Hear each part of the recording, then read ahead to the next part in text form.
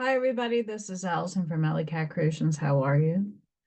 Please like, share, and subscribe to my channel if you haven't yet done so. And if you get anything from my work, a connect the dot, an epiphany, mind explosion, a new book to read, a new author to explore, please continue the continual support of like, sharing, subscribing, but also if you have it within you to donate, all those links are in the bottom of the description. Like energy exchange, and I could take whatever I can get at this point. Also, my website, AllyKatzkreations211.com. It's up on the website. I added that one. And then there's a whole bunch of stuff. Email me if you're interested in anything. I have to go private ways right now if you would like to order. Yeah, I know I have a chair here. I'll explain that in a minute, but artwork is behind me. Hi to all the new people. So before I begin personal survival, I put the chair out because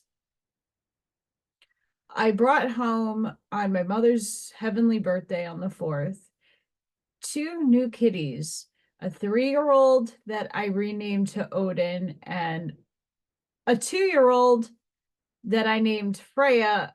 I had to rename both of them, seeing how they get along in the house. So the last 2 days they've been in the cat room, and then last night I kind of let them have a sneak peek, and today I let them free roam the house. Odin is more apt to being social, and Freya is a little tiny little ball of cuteness. They're both cow cats, so they're not tuxedos, but they have cow spots. It is the freaking cutest thing in the world. I wanted black and white.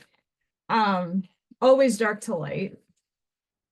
And they just fit the bill, and they're super, super sweet. They're still very shy and still getting used to the surroundings, so I'm sure they'll be hiding out for a few days. But if the opportunity presents itself, you can always hop up on a chair and hang out. I didn't have 2 chairs when Morgan was here, so. All right.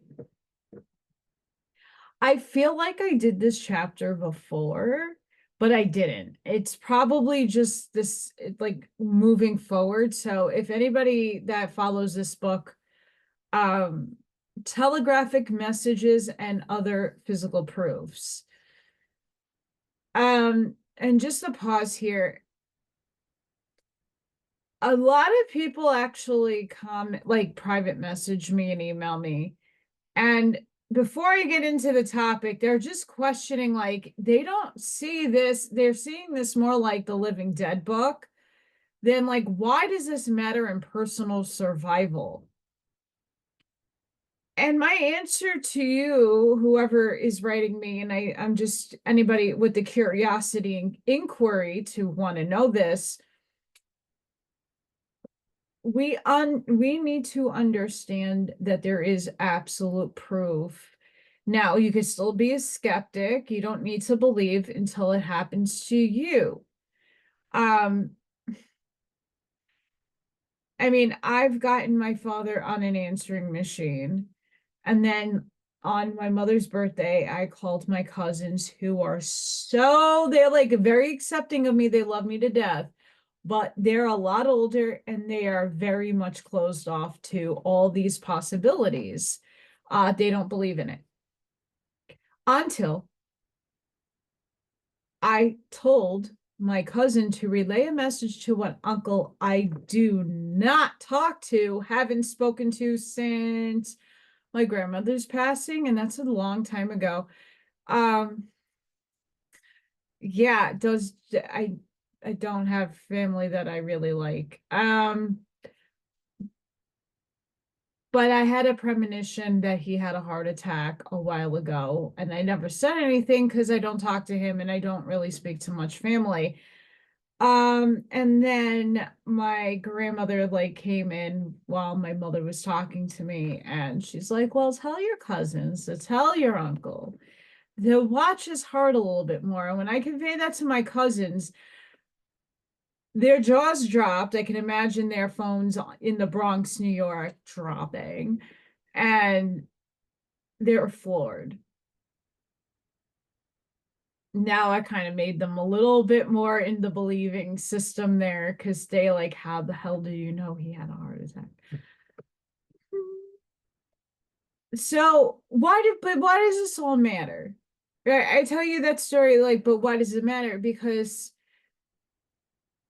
until somebody can give you some sort of like evidence or proof, the human mind can't really understand the intangible world that is all around us at all times. We just can't perceive it for the most part, unless you really tap in and you're seeing a lot of things, and they're beautiful things.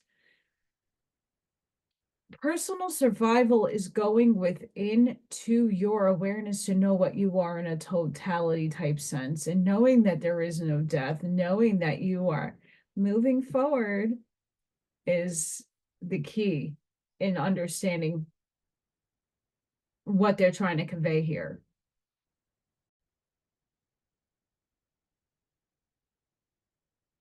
I had to pause because I thought I was going to get a cat on screen, but oh, I got two of them.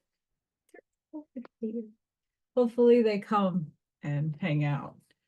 Anywho, telegraphic messages and other physical proof. As we have stated before, it has been proven by scientific investigation that while the astral world is a locality in space in relation to the physical world, it is also a state of matter of a higher vibration than that in which the physical world manifests. I love how they just outwardly said this. As we have mentioned in a previous chapter, materialized astral bodies from the spirit world have been repeatedly weighed and photographed in scientific laboratories under the strictest test conditions, which settles a question as to the reality and material nature of the substance of that world. The following case of phenomena produced in the seance room and elsewhere are strong proofs of the statement of the actual substance of the physical body. Telegraphic messages. Telegraphic messages are messages received from the other world through mediumship, on telegraphic machines, and on typewriters.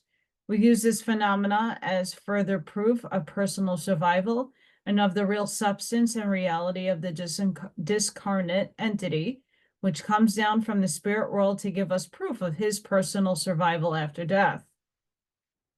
An electrical instrument has been devised by David Wilson, M.A. of Cambridge, England, on the order of a telegraph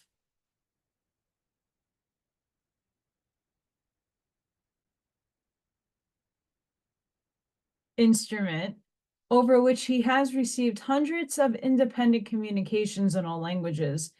In this experiment, the familiar Morse code was used, typed out by the materialized hands of those who have returned on this plane from the spirit world.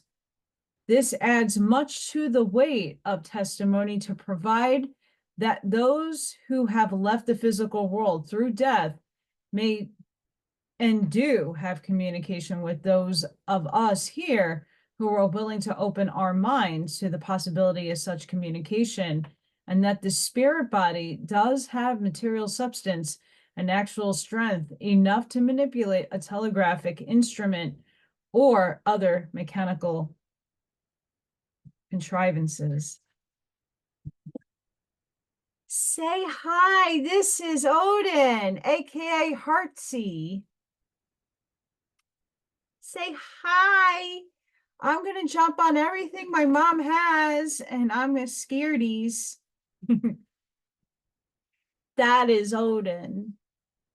He's brave. And he likes hanging out on laps, but he also likes destroying on keyboards. So, yeah. Manipulation of the typewriter.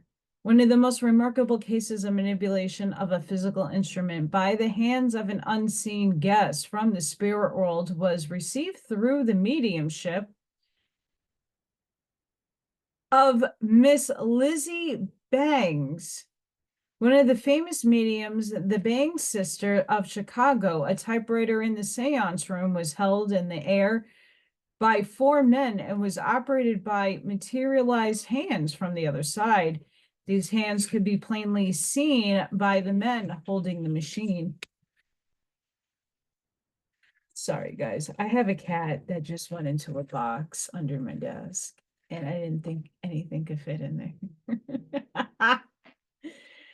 Oh, sorry, guys. I'm like all over the place.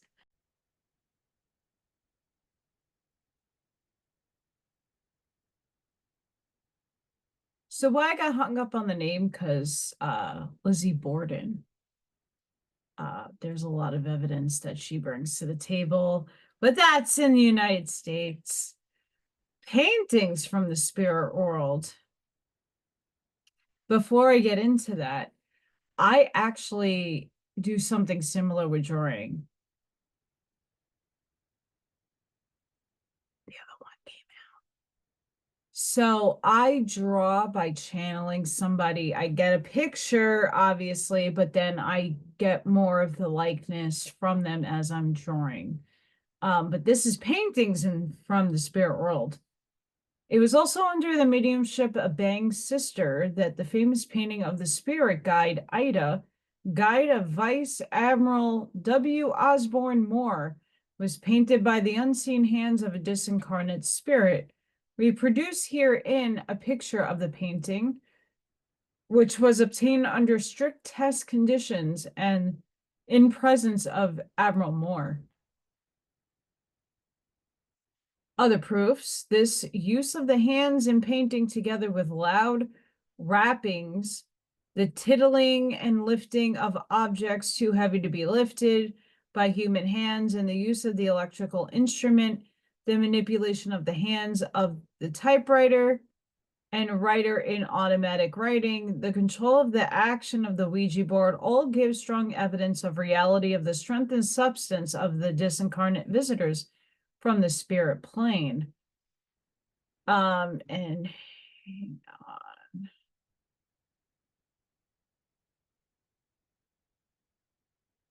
And this is the painting of Ida, which is looking more like a photograph, but for what it is from this time frame, it's fine, I guess. Next chapter, polyglot languages, cross correspondence, and book tests. In addition to the phenomena of the direct voice itself, the fact that it speaks in many different languages through the medium who knows only one language is of itself another physical proof of personal survival. The form of the psychic phenomenon is known as polyglot language or xenoglossus. Examples: in a recent article, we are told there are literally hundreds of such evidential type cases of direct contact between persons who speak one or more foreign languages with their relatives or friends from the spiritual planes, persons who speak through their medium as plainly as if they were on our side of life. If anybody's ever seen the movie Ghost, perfect example. Here is one Mr. Skeptic will have a twist and turn through a mental labyrinth to explain. In his terms, a Scottish-born lady who had attended the Reverend Zenor's meeting only a few times was surprised one evening when a voice spoke to her in Gaelic, the traditional languages of the Scots. She immediately recognized the Gaelic phrase for "how are you?" and she replied in kind. Then the voice spoke her name in Gaelic, and she knew the proper reply, the name of the street where she formerly lived. The voice completed the address with the name of the town, the Gaelic form for Inverness, Scotland. Observations of the speakers of foreign languages through the transmedium of Reverend Zinner had been greatly augmented by the experience of another researcher, an MD, who fortunately speaks no less than 8 languages and has a working knowledge of several others. Right? Come here, Mama.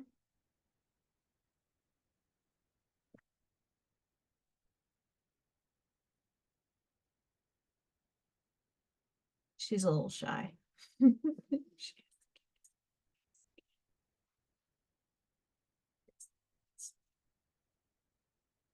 Not that Morgan didn't, because she did.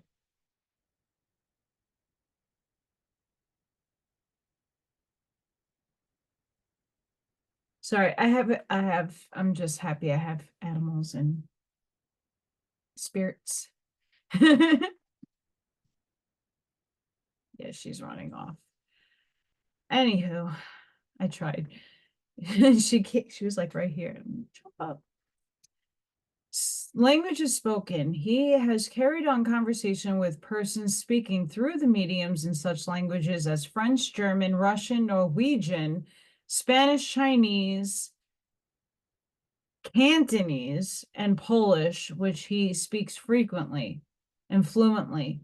He has also been able to distinguish the words of speakers of Japanese, the Manchu and Mandarin forms of Chinese, Tibetan, and Swedish, of all which he understands well to know that they are being properly spoken. He has even carried on conversations in Lithuanian. Furthermore, at least one speaker has voiced phrases which are identifiable as ancient form of Chinese. In addition, a member of his family speaks Bohemian or Czech, as well as Polish, and has carried on extensive conversations in these languages with persons speaking through the Reverend Zenner. Constant repetition of the phenomenon has been strikingly demonstrated, for thousands of such messages in foreign languages are obtained through mediums every year and recognized by their grateful recipients as completely evidential. Mr. Noisy.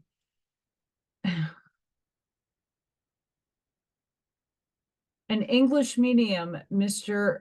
Lothinwall, testified that he was frequently made to speak in language of another nation, which he believed to be the tongue of the North American Indian. He says, "My mouth uttered sounds that I do not understand and which have no meaning to me." Mrs. Young, a medium of Chicago under the control of German spirits, sang and spoke German in a circle in which no one knew that language. At other times, she spoke in Spanish and Italian, although she was an uneducated woman who knew neither of these languages. Mrs. Laura Edmonds, the daughter of the famous medium and psychical investigator Judge John Worth Edmonds of New York, developed this gift of tongues after she became a medium. Although she knew and spoke only English, a small amount of French, she spoke only English fluently, many different languages while in trance. Some of these were identified as Spanish, French, Greek, Italian, Portuguese, and Hungarian. Oh boy. Hungarian. These stupid flies. And others entirely foreign to her native English tongue. I haven't done one of those yet, but who knows what happens? I'm not here when I'm in trance.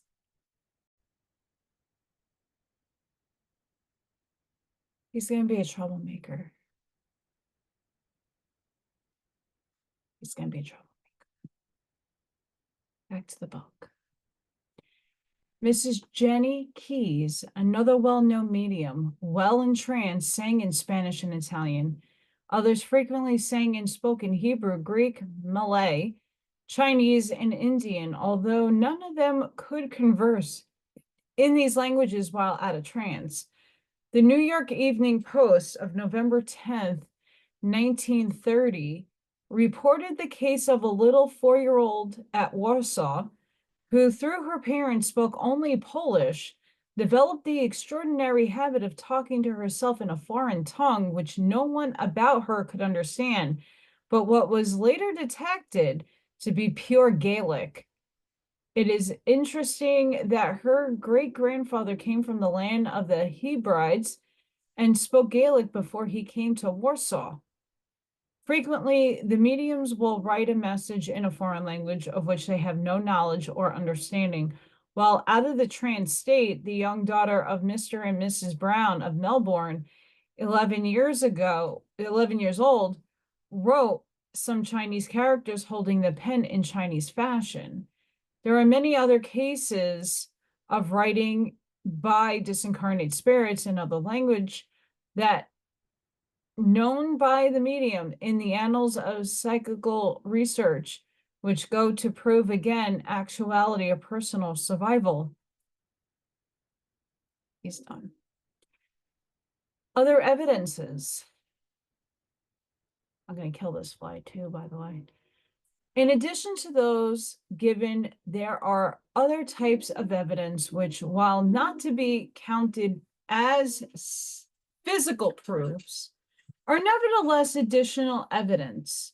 One of these finished when only part of a message is given through one medium, which is of itself incomplete, and another sentence and given through another medium to complete the message. Still, another evidence is given by having certain words on certain pages in a specific book pointed out, which will convey testimony of presence of the communicator. Cross correspondence. Cross correspondence is that found in the script of two or more automatic writers acting without collusion and under such conditions that the possibility of communication by normal means is removed. They are messages given to one medium in part and the rest of the message given to another without collaboration as to the message on the part of the medium. The theory to eliminate from mediumistic communication the hypothesis of telepathy between the living has been credited to the celebrated deceased scholar F.W.H. Myers after his death in 1901. On one occasion, a long message was sent to him in Latin. He gave fragments of his reply through 3 different mediums at various times, none of which alone made sense, but which, when pieced together, gave the correct reply. That's cool. Miss Johnson of the Society of Psychic Research, who made a very clear study of cross correspondence on studying the script of 5 or more mediums concerning the same message, thus describes a conclusion.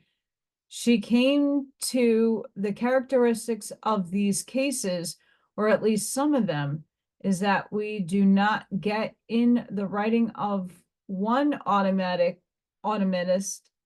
however you say that, anything like a mechanical verbatim reproduction of the phrases in the other.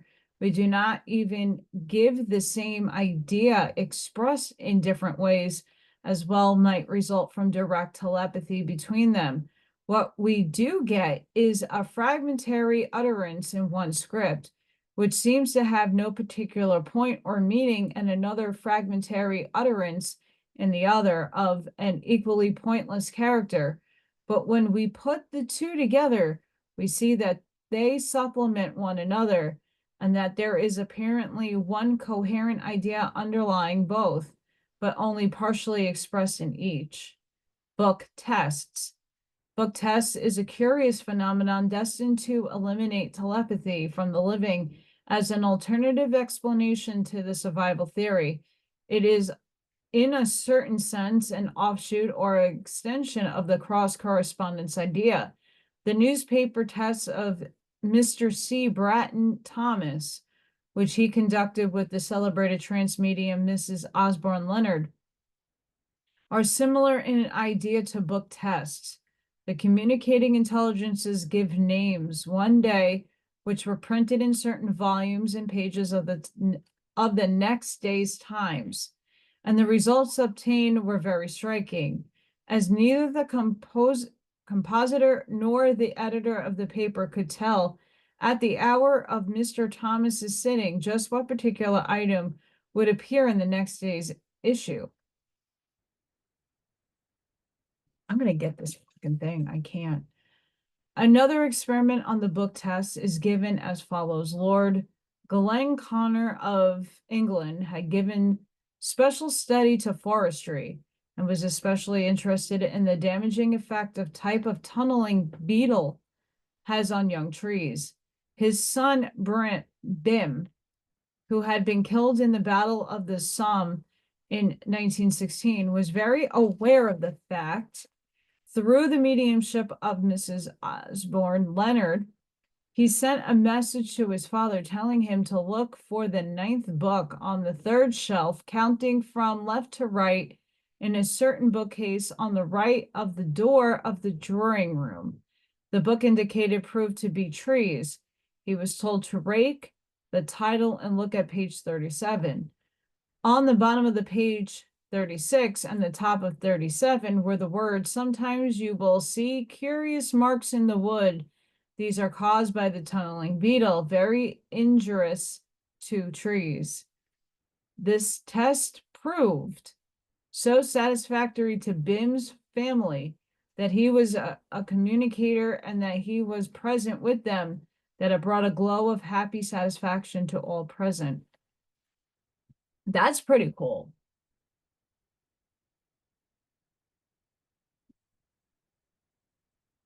That's pretty cool.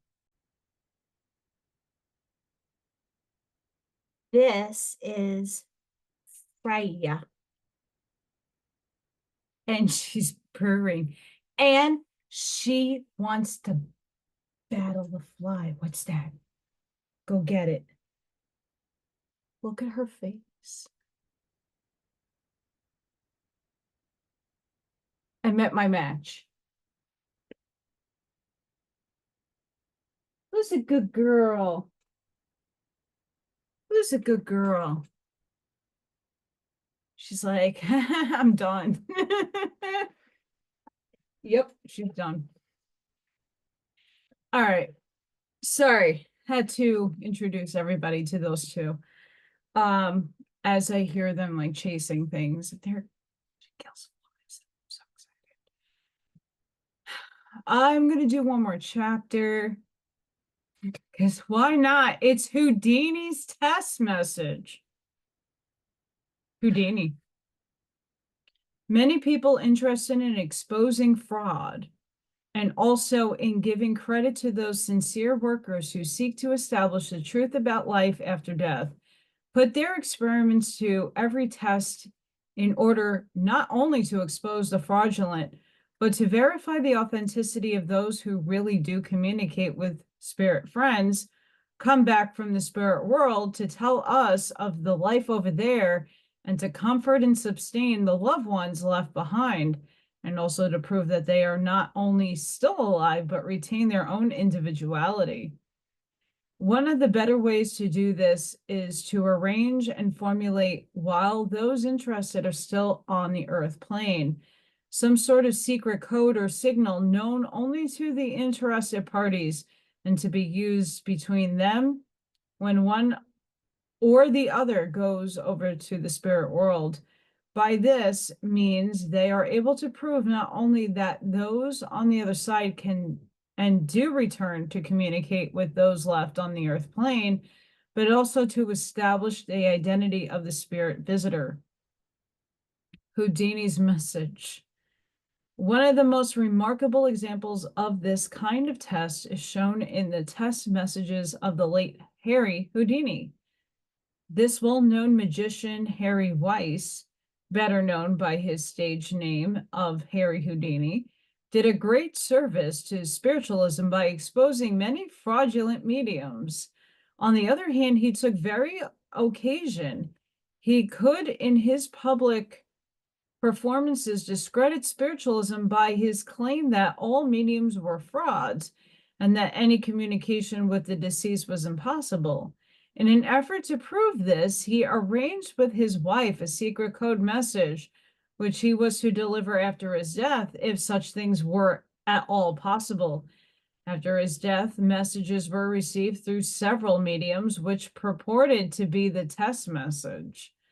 All of these were denied by the wife. Sometime later, however, fragmentary messages were received from him through the Reverend Arthur Ford, a word at a time, verse forever, a key word to the whole sequence, forgive, was brought through from his mother.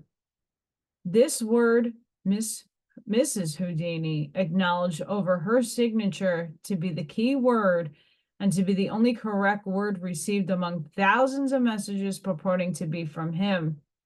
Had this word been received from his mother by Houdini during his lifetime, it might have altered the whole course of his investigation, for it would have proved to him that communication with the dead was possible, and so might have prevented his attempt to discredit all such messages.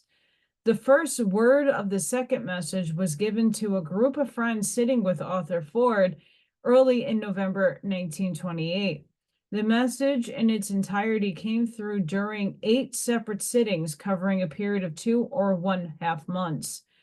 The method employed by Fletcher, the medium's control, was to give out the words as they came as the opportunity offered. Seldom more than one word came at a time at the beginning, and frequently the intervals were as far as 2 weeks apart. The first word, Rosabelle, said Fletcher, is the one that is going to unlock the rest. 2 weeks later, a second word was added, now. And on December 18th, another word. This word was look.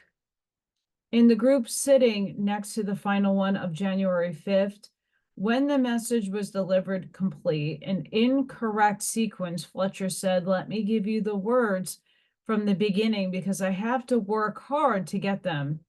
The details of the development or gradual building up of this message, taken mostly from stenograph records of the sittings, are given in order that those most interested may know the message did not arrive full grown. At the final sitting on the evening of January 5th, Fletcher continued, it has been a hard job getting them through, but I tell you, he said, they are right.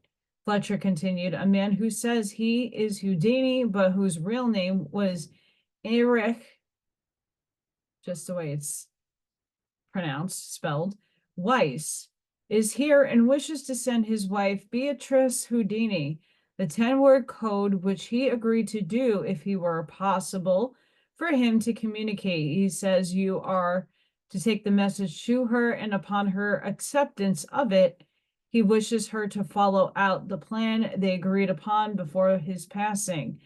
Then said Fletcher, there is something that he wants to tell me that no one but his wife knows. He smiles now and shows me a picture and draws the curtain so, or in the manner. That evidently was the cue for the unfoldment of the next part of the code, for Mrs. Houdini responded in French, and now the 9 words besides Rosabelle spelled a word in our code. Continuing in this way to the end, he said, the message I want to send back to my wife is Rosabelle, believe. Is that right? Asked Fletcher. Yes, answered Miss Houdini, with great feeling. Fletcher, concluding, repeated that which was being given him. He says, tell the whole world that Harry Houdini still lives and will prove it 1,000 times and more. He is pretty excited, he says. I was perfectly honest and sincere, though I restored to tricks for simple reason that I did not believe in true and no more tricks. then was justifiable. I am now sincere in sending this through my desire to undo. Tell all those who lost faith because of my mistake to lay hold again of hope and to live with the knowledge that life is continuous. That is my message to the world through my wife, through this instrument. The day after the receipt of this message, Mrs. Houdini issued the following statement at her home. Regardless of all statements to the contrary, I wish to declare that that message in its entirety and in the agreement upon sequence given to me by Arthur Ford is the correct message prearranged between Mr. Houdini and myself. Signed, Beatrice Houdini. Witnessed, Harry R. Zander, Minnie Chester, John W. Stafford. Fletcher went on to say that last is the message which was to go to his wife. He wants it signed in ink by each one present. He says the code is known only to him and his wife, and that no one on earth knew it but these two. He says there is no danger on the score and that she must make it public. It must come from her.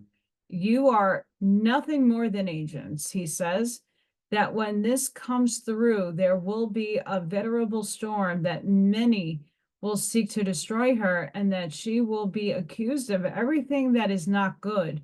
But she is honest and enough to keep that pact, which they repeated over and over before his death. The last words he spoke were those used in going over this together, so that they would understand it clearly. I know, he says, that she will be happy because neither of us believed it would be possible.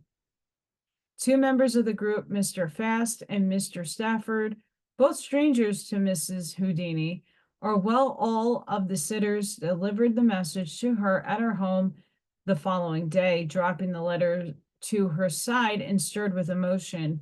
She said, "It is right," asking for more details concerning the message. She then undertook to carry out the plan agreed upon with her husband. The medium Arthur Ford, accompanied by 3 members of his group and representative of the United Press, went to Mrs. Houdini's home, and with 2 of her friends gathered at her side. In a short time, the voice of Fletcher came through. "This man is coming now," he says, "the same one who came the other night.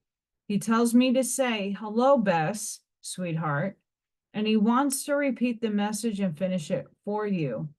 The code," he says, "is one you use in one of your secret mind-reading acts." Repeating the 10 words to her, he said he wants you to tell him whether they are right or not. "Yes," replied Mrs. Houdini, "they are." He smiles and says, "Thank you. Now I can go on," continued Fletcher. "He tells you to take off your wedding ring and tell them what Rosabelle means." Drawing her left hand from under the cover, she took off her ring and holding it before her, she sang in a small voice, "Rosabelle." Miss Houdini's attitude has been that of the honest skeptic who had no alternative but to accept the message once it was the one agreed upon. She has stoutly maintained in the face of the crudest opposition that no one but herself could probably have known the contents of that message sealed in her vault. Even close friends urged that at any cost she deny the message at the correct one on the plea that it would undo all that her husband had stood for. To this she replied, "It was what he wanted me to do, and I'm doing it."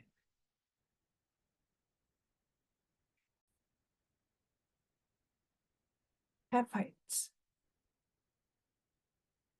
Or mounting, one or the other. Let's go on. "Nothing will change my belief until it is proved some other way. She has confirmed conclusively that no one but her husband and herself could possibly have known the details of the code, that neither openly nor covertly could it have been gleaned. Some years later, pressure was brought to bear on Mrs. Houdini to repudiate her former statements as due to the correct transmission of the message agreed upon with her husband, but no amount of later denial could alter the fact or disallow her signed statement and unanimous testimony of those present at the seance. I'm going to leave that here because obviously I'm very distracted and I do apologize. Day 2, and they're free. I was going to keep them at least a week in the cat room, but they kind of escaped last night, like out of the cat room as I was trying to go to the bathroom. So I let them have some fun, and then I collected them, put them back in the cat room, and then this morning they ran right out. They're like, yeah, no, you're not keeping me in here. So they're just getting used to the house. And I figured, what way to see, you know, to keep an eye on them as they're down here, getting out of trouble. So, but what is interesting is that it's later on, I do recall reading about a couple of other people who have done this, like Houdini. Houdini just happens to be famous. But other people who have like a secret code that only them and one other person knows, they put it away, they lock it up, seal it up somewhere in a file vault, or, and then after one or the other passes, and only those two people know the message. So it is very interesting as proof. I mean, I had a full-blown conversation with my mom the other day. It was great. It doesn't happen all the time for me. It was short and nothing detailed, but it's more than I usually get. I mean, I just siphon through constantly. So I just know when the energy shifts and my vibration shifts, like different things are trying to like talk through me, and it's all my higher self. Yeah. But I hope this answers a lot of people who are skeptical about people like myself. And I don't go into trance. I'm a clear conduit.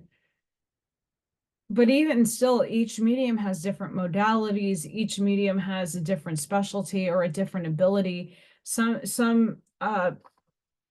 going to use a card for instance, like some people need to see a picture to connect. Some people need to touch something to get the frequency and the energy signature of that person. I wear my mother's wedding ring because that combines both my parents together.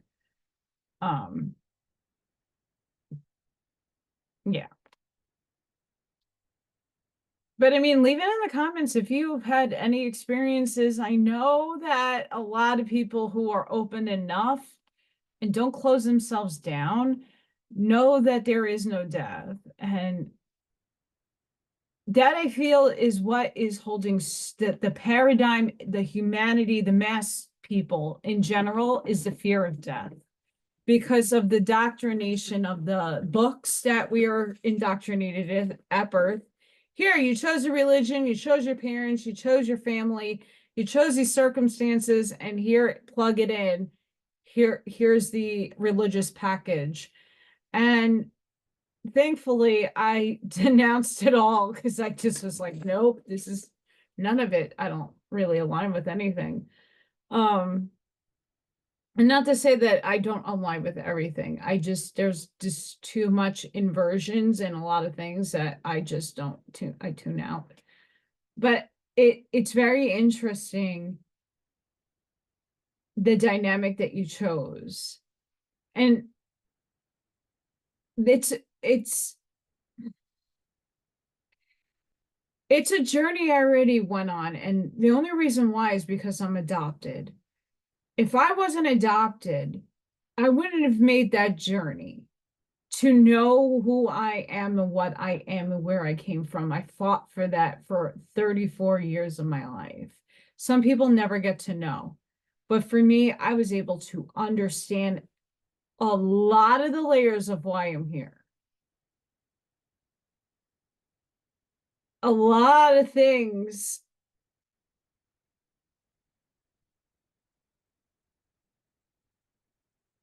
And to fear something that unless we all go through it together, we're not going to know everybody's perception of, is there a tunnel? Some people don't experience a tunnel. It's up to you. You can shift at any moment your perspective. There's no death. This is what dies. This is what we suffer in, okay? I saw my mother suffer in physical form. I saw my father ridiculously suffer in human form. It's that's the experience. But do you really think that when you're in that state, you're really in your body anyway? You're not. My mother, I passed my mother on 45 minutes before she actually physically died. And what was I seeing was an empty shell just doing its thing. We're not we unless and there is instances of instantaneous death, like a car accident or something like that's, not from illness and not from a drawn out thing. Like my father, months before he was even in the hospital, started seeing spirit. My mother, the same thing. Months before I even knew that, well, I always knew that she was on the way out, but like didn't know when. But I saw the signs that they were looking like bright-eyed and like in amazement or shock. Just don't fear it. That's why everybody's so stuck in where they are.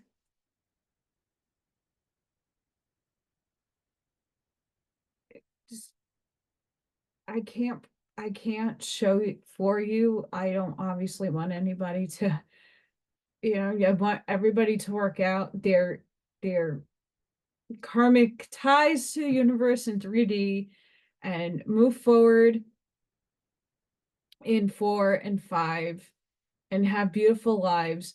But it's nothing to fear if that is in your cards that you will pass.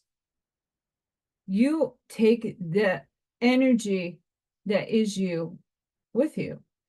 The only thing not going is your physical vehicle, and any of this material stuff that we use on a daily basis, it stays behind.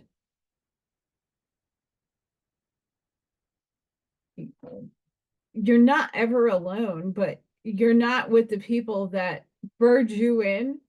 They're the ones that really actually pick you up. It depends on who's first and who's not, but you have a whole team upstairs waiting for you. And your other self is in spirit right now with them.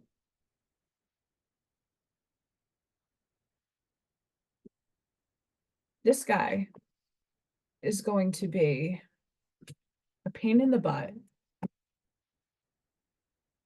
A pain in the butt to train. He's gonna need training. She, I think, will be okay. This little guy, he's a good guy. I think he has a little too much testosterone. I'm just happy they chase flies. I hope they kill them. Gotta love it. So yeah, that's what's been consuming my life. Just getting back to being my best, happy self. And not to say that I need something outside of myself to be happy, but humanness, sometimes you need a little cuddle, and it can come from a cat. Nothing wrong with that. And they can help me spiritually because the energy's crazy. Anywho, well, thank you for watching. Sorry for all the pandemonium, and I'm gonna start work in a couple of days, and my schedule on book readings will probably change. I'm not sure what's going on if I need another job. It looks like I might. So I have to get used to this job, see what I can handle on something else, and go from there. I didn't want this day to come, but here we are. Can't change shit. Thought you would hear a meow because he's very loud. I'm gonna get that thing.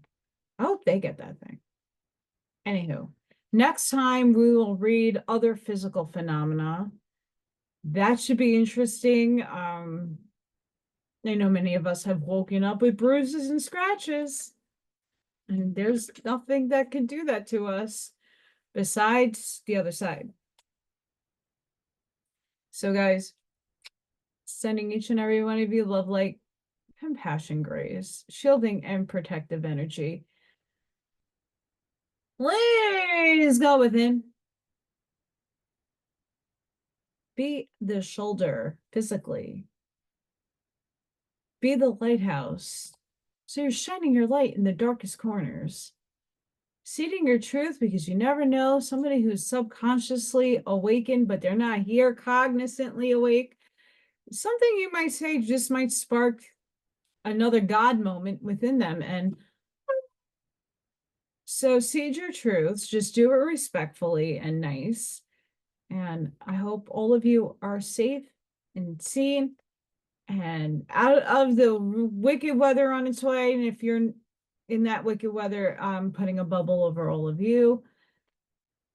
Thank you all for your support, and thank you to those who made the adoption of Odin and Freya, Heartsea Moo, possible. Changing their names. Moo. She deserves, she's way cuter than a Moo. And Heartsea has a heart on his side. I want to say, I wanted to call him Loki. But everybody calls their cat. He's not a troublemaker. I have to get a mischievous cat to call Loki. Little Thor is not, he's badass. He came tonight for dinner. So yeah, these are the things that make me happy. So make sure you're finding something that makes you happy and feel the love and joy and warmth within your heart. So guys, thank you so much, and I'll see you on the next one. Bye for now.